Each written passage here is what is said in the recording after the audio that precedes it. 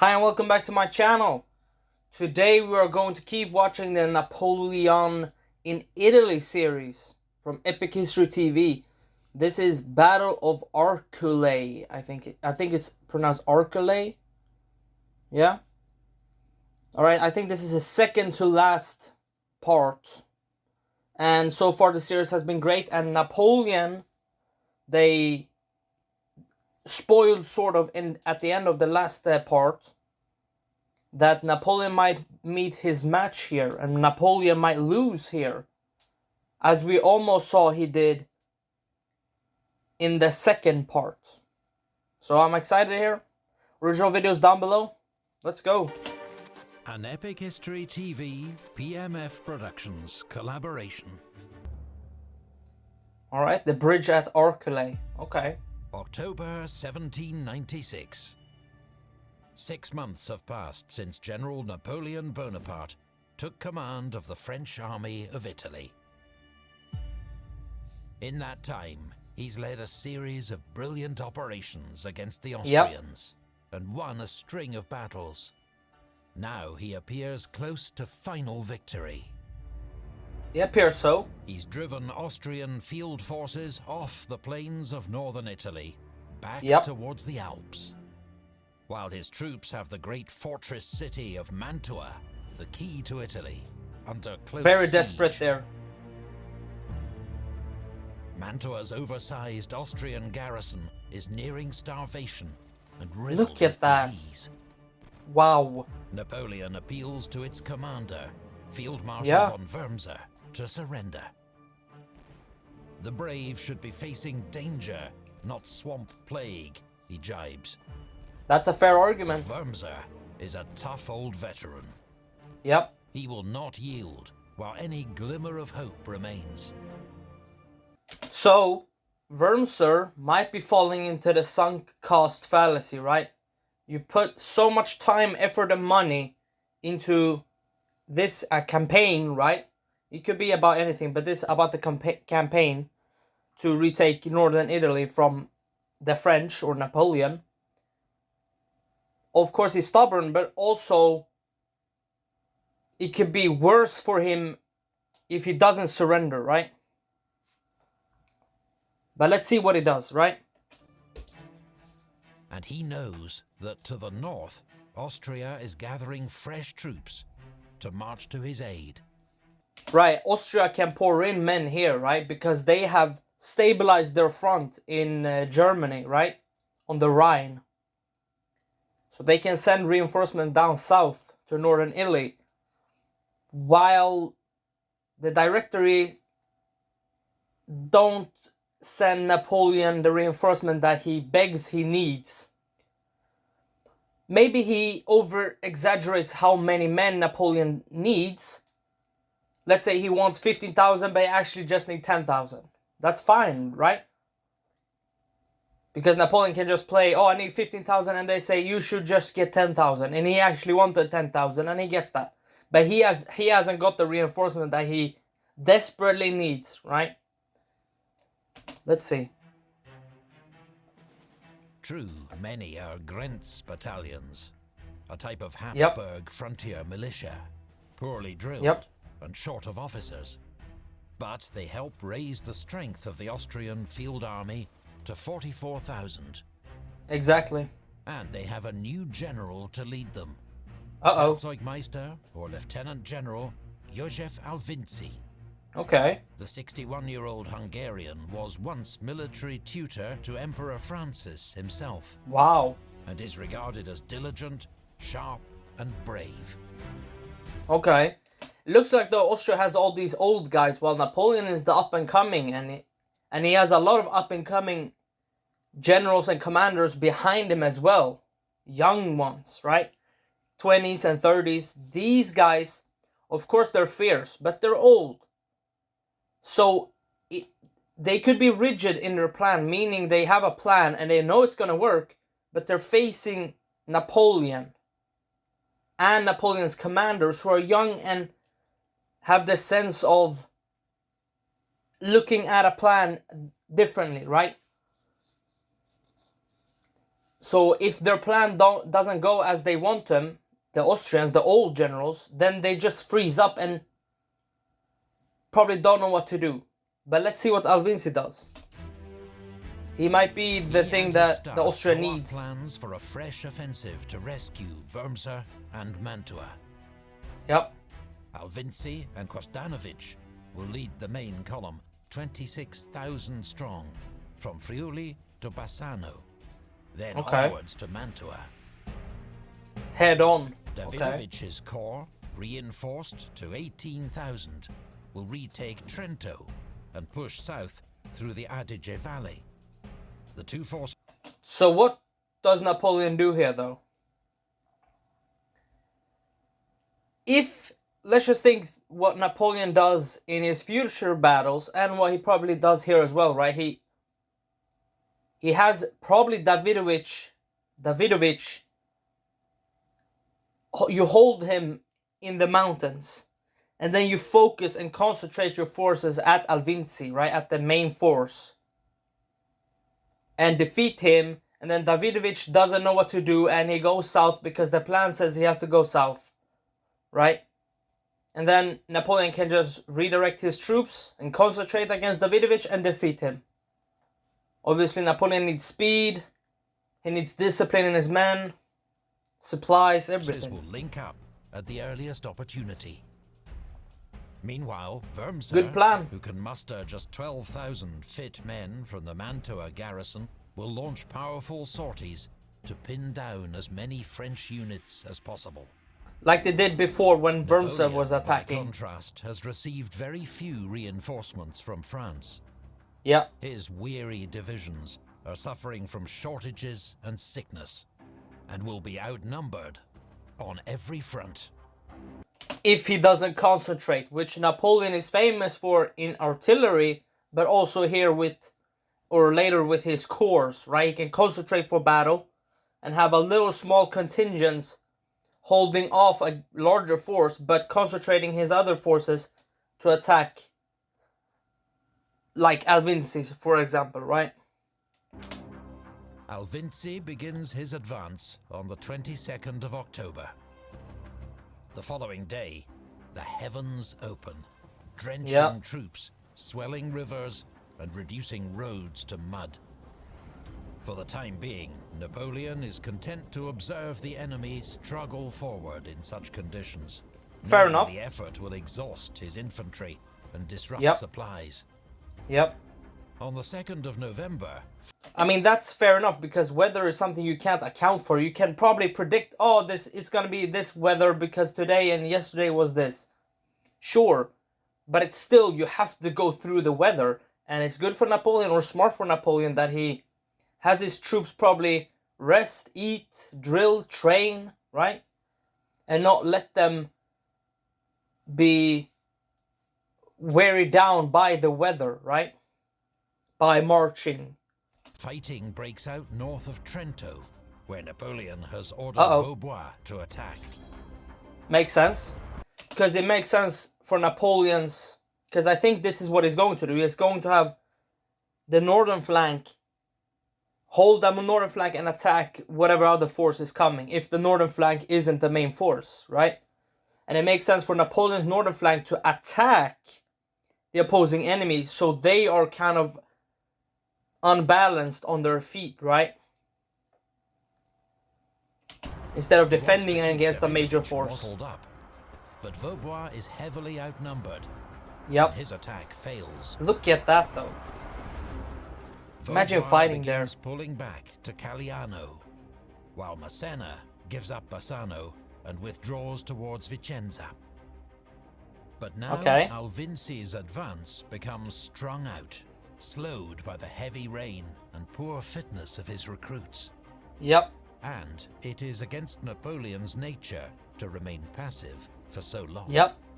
Yep. As the Austrians cross the Brenta, he orders Massena to attack General Liptay's division at Fontaniva, while Augereau attacks Hohenzollern at Bassano. Hohenzollern, okay. The French maybe related dozens of separate assaults. But for all their poor march discipline, the Austrian recruits stand their ground and fight hard. Fair enough. They're fighting for survival. 3,000 casualties on each side. The Second Battle of Bassano is the bloodiest day's fighting so far in the Italian campaign. And a failure for Napoleon. Wow. Hours later, he receives dire news from Vaubois. Yep. During heavy fighting at Caliano, some Croatian troops get behind the French line, triggering panic and a rout. Vaubois loses nearly half his division, killed, wounded or missing, before he can regroup at Rivoli. And those numbers are not great for the French because they were outnumbered. And if you have more casualties when you're outnumbered, that is a big loss. Wow. The French are falling back on all fronts. Yeah. And unless Napoleon can conjure something remarkable, he seems destined to suffer a major strategic defeat. Yep. Soldiers, I am not satisfied with you. You abandoned yourself to panic. Wow. You were driven from positions where a handful of brave men might have stopped an army. Let it be inscribed on their colors. They are no longer part of the army of Italy. Wow. Either that's going to break the spirit of the soldiers, or it's going to rile them up and trying to prove Napoleon wrong. So this could make or break Napoleon's soldiers, right? But I think it's going to make them, right? Napoleon's position is perilous, but his enemy's cautious pursuit affords him some respite. Yep. 4 whole days pass while Alvinci and Davidovich coordinate their next moves. Wow. It's not a delay 4 days. Napoleon would have tolerated if the shoe had been on the other foot. Yeah. When the I thought they had a Austrians plan. finally advance, it's bungled. Hohenzollern's vanguard approaches Verona to investigate reports of a French retreat. Okay. This isolated division is too tempting for Napoleon to ignore. I mean, what is this? I understand the vanguard, but how far are you going to march into enemy territory just like that? He orders Augereau and Massena to attack. Uh-oh. They inflict 400 casualties, but Hohenzollern escapes to a ridge near Caldiero. Okay, fair enough. The next day, Napoleon orders renewed attacks. But conditions are atrocious. The French struggle uphill into driving rain and hail, their boots slipping in the mud, under fire from Austrians dug in on the ridgetop. Around noon, Colonel Dupuy's 32nd Demi Brigade finally gets onto the ridge. Okay. It looks like the French may be able to lever the Austrians out of their position. Yeah, but now comes reinforcements. The Austrian army begins to arrive in force to support Hohenzollern's hard-pressed division. The French are in danger of being outflanked on both wings. Yep. They take up new defensive positions and hold the line until darkness. Wow. When Napoleon cuts his losses and orders a retreat to Verona. And this shows that Napoleon isn't going into the sunk cost fallacy, right? He could have not cut his losses and said that, oh, we have lost so much, we have to keep going. The entire army is here. Not thinking that your entire army is going to be surrounded and you're in the middle of the surrounding army. Okay. It has been an unequivocal French defeat.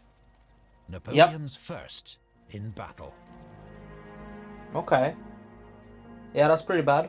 The following day, he writes furiously to the Directory in Paris. He has no doubt that they are to blame for his defeat, for repeatedly failing to send reinforcements. I mean, that's true. We may be on the verge of losing Italy. None of the expected help has arrived. The army of Italy, reduced to a handful of men, is worn out. The heroes of Lodi, Millesimo, Castiglione and Bassano have died for their country or are in the hospitals. I mean, this could be bad for Napoleon if he says all this and they say, oh, you should have won either way or something like that. Right?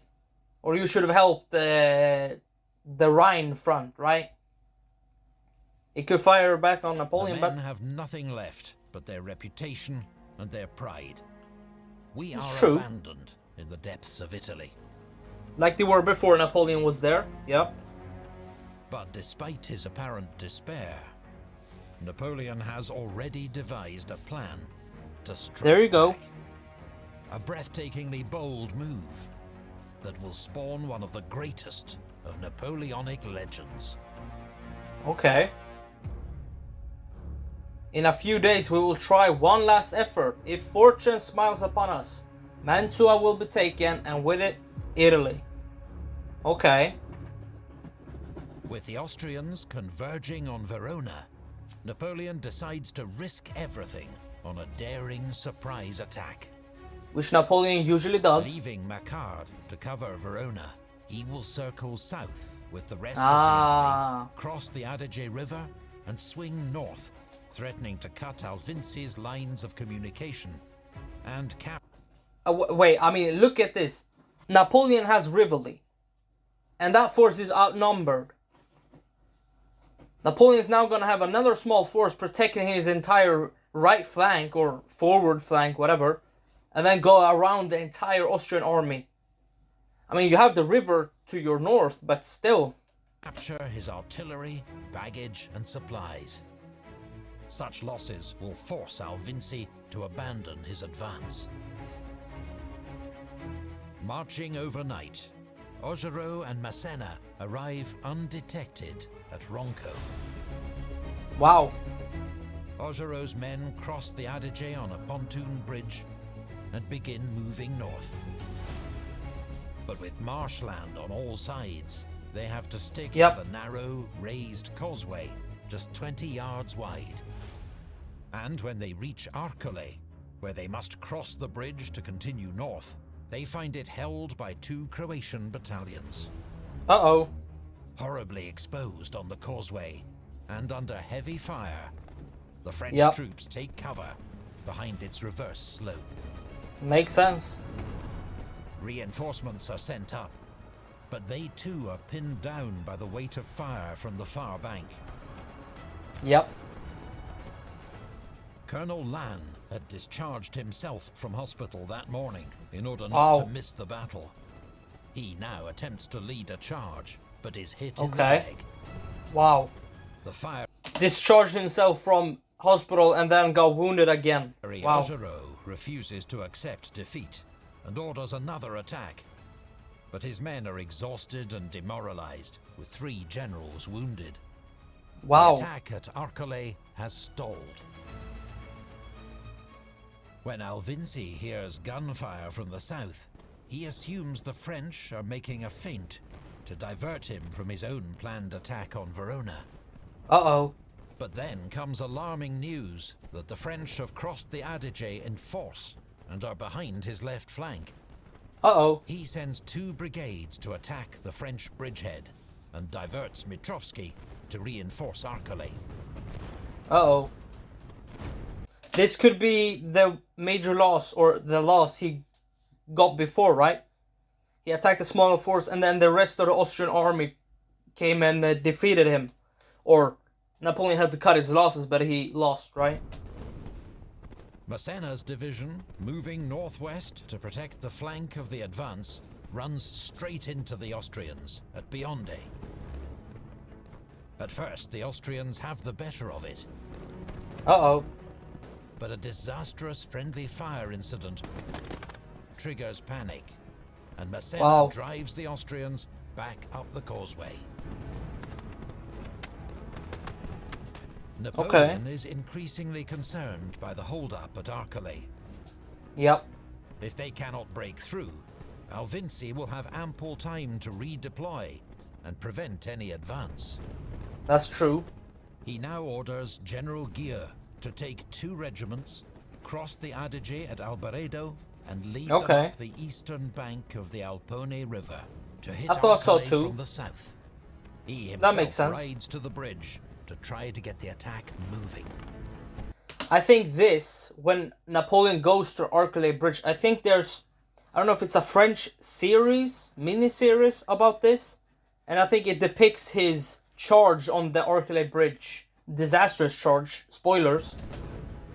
He finds hundreds of French troops sheltering behind the causeway, unwilling Look to at face that. the Austrian fire. General Augereau grabs a standard and begins to advance. This highly romanticized depiction was painted 2 years later.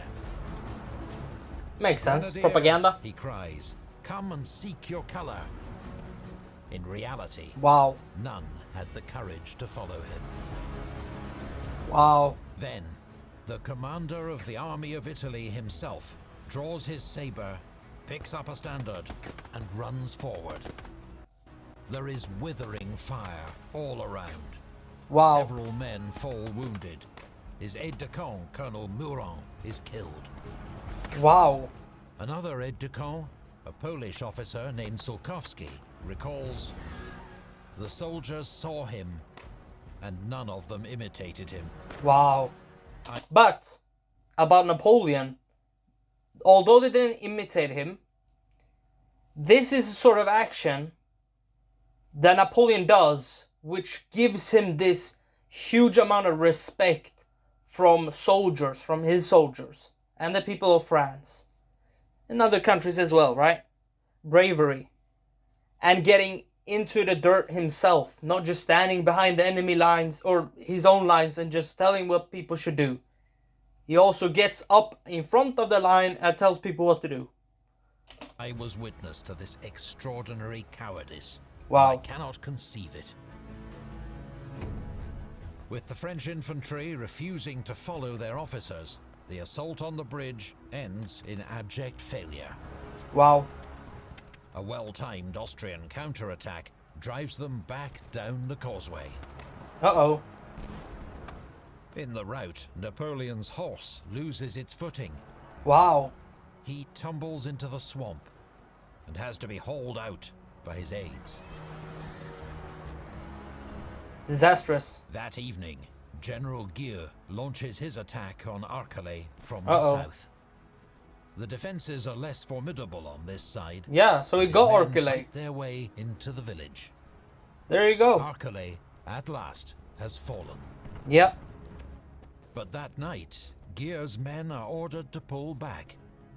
Okay. Napoleon is preparing to retreat. Okay, that makes sense. If, as he expects, Davidovich has continued his advance down the Adige Valley, Yep. Napoleon must withdraw now or face encirclement. It's This true. bold maneuver appears to have failed.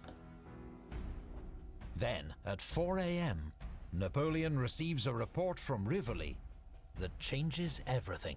Okay. Not only does Vaubois still hold the town, he hasn't even been attacked yet. Napoleon's line of retreat remains secure for at least a few days more. It's all the reassurance he needs. Yep. He immediately cancels his retreat and issues orders to attack. That makes sense. You have given Napoleon time. Uh-oh. I guess this is the day 2 of Arcole.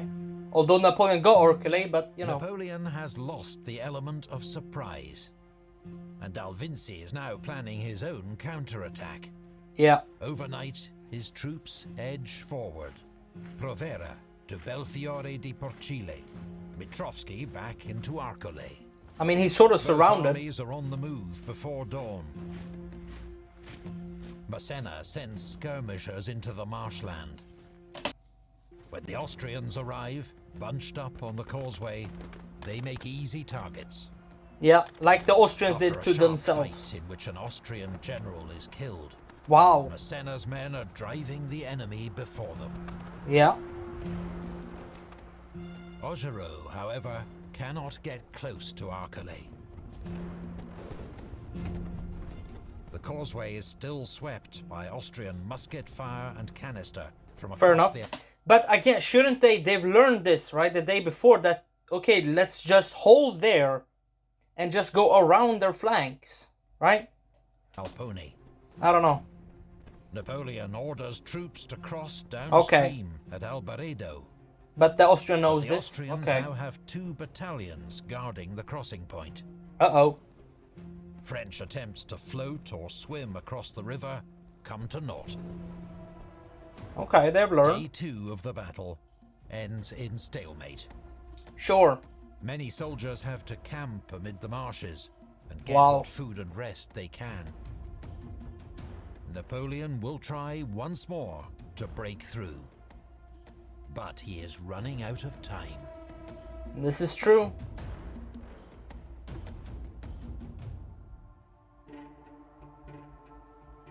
Davidovich, who by now has received several urgent requests from Alvinci to advance, finally attacks on the 17th of November. I mean, this is building up to disaster. Because this could be very disastrously for Napoleon, it looks like, right? He hasn't won at Arcole. He got Arcole, but then had to retreat because he thought he was going to be surrounded, and then he attacked again, right? And if Davidovich gets down to south here, to like Verona or something, he will be encircled and is caught up in battle. However, if Napoleon wins and that Davidovich wins, then Davidovich is going to be facing the entire French army almost, except the people at Mantua. Vaubois' This is building to something. division breaks. The Austrians take Rivoli and 1,000 prisoners and nearly capture Vaubois himself. Wow. With Davidovich on the move at last, Napoleon must force a decision at Arcole or retreat. Yep. The bridge at Arcole has proved too tough to crack. Yep. So Napoleon switches tactics. Augereau's division will cross the Alpone and attack Arcole from the south in force. Yep. Makes sense. A column is sent 10 miles south to cross at Legnago and then race back up the eastern bank to support him. That makes also sense. Massena will advance up the causeway in support, while also protecting the left flank. Okay. That night, the French assemble a pontoon bridge over the Alpone. Augereau's division begins crossing before dawn. But at sunrise, Austrian gunners in Albaredo spot the bridge and score a hit, knocking it out of action. Wow. Only the 51st Demi Brigade is across, Uh-oh. though it gamely begins to advance on Arcole. Fair enough. Massena's advance is also hamstrung by a broken pontoon bridge, to add to an attack on the fragile French bridgehead. Napoleon gathers every available gun to blast the Austrians, who fall back under a withering barrage. Wow. The bridges are quickly repaired. Okay. But as the French advance, they encounter stubborn opposition on both sides of the Alpone. Yep. A bloody seesaw battle surges back and forth along the causeways. Wow. Neither side can deploy its troops, nor gain an advantage. Okay, so what's going to turn the tide then? Around 3 p.m., the French column from Legnago arrives. Oh, yeah. To turn the Austrian flank. Yep. Just as Arcole seems about to fall, the Austrians launch a ferocious counterattack across the bridge. Wow. Brigadier General Robert is killed. Whoa. His troops fall back in disarray. Okay. The panic is contagious. Augereau's men lose their nerve and fall back to the bridge. I mean, it seems what happens on the left side of the Alpone River happens on the right side of the Alpone River, right? Wow. The moment of crisis has arrived. Uh-oh, look at this while though. the enemy has just used his last reserves, Napoleon can call on Massena's unengaged troops, including the elite 32nd Demi Brigade. Yep, look at this massacre right now. Their sudden counterattack turns the tide. Wow. Massena's men sweep up the causeway taking scores of prisoners. Look at that. As Augereau's division resumes its advance. I mean, that counterattack from the Austrians was very effective and good, right? But now they don't have any reserves because Napoleon didn't use his reserves. Uh-oh. This is gonna be a rout. As they approach Arcole, Napoleon Look at that cavalry. arranges a small ruse de guerre. 25 of his elite escort 25. sweep in from the east, blowing bugles to feign a mass cavalry charge. Wow. Smart. In the evening light, it's enough to scare the remaining garrison into abandoning the village. Yep. As the French continue their advance, Alvinci orders his exhausted, demoralized army to retreat east to Montebello to protect its lines of communication. That makes sense for him, but Davidovich... The 3-day Battle of Arcole has been a messy, bloody affair, with no great tactical flourishes. It's true. Napoleon's margin of victory is narrow, and a third of his army are casualties. Wow. But he has done enough. For now. It's true. It took good luck to defeat Alvinci. Yeah, that's true. Luck plays a part. Alvinci may be withdrawing, but Davidovich remains a threat. Yep. The next day, Napoleon sets off at his customary pace with Massena's division to reinforce Vaubois. Augereau takes a different route to threaten the Austrians' line of retreat. That makes sense.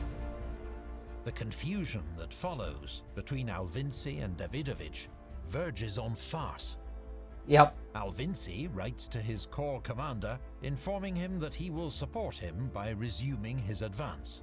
Okay. But Davidovich, having heard of the defeat at Arcole and now directly menaced by Napoleon, is already retreating. I mean, this is obviously communications problems, but this is a physical problem with communication, because how long does it take for a communication to come to Davidovich from Alvinci before he does that it says on the communication? Like, Alvinci was defeated, and Davidovich hears about the defeat. Then Davidovich retreats a little bit. Then Alvinci sends his message to saying he's going to support an attack, while Davidovich is in retreat. He needs to turn back his army to then face Napoleon when he's outnumbered, and then probably Davidovich is going to be defeated, and then Alvinci knows that afterwards, and that both of them are just in a bad situation. This is why either telegraphs, cable, or even radio communication is so important and so vital in this, right? Because you can have instant communication. This is what's actually happening right now.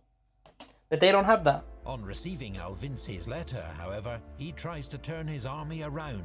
That's leading difficult. To such chaos that he has to immediately countermand that order and resume his retreat.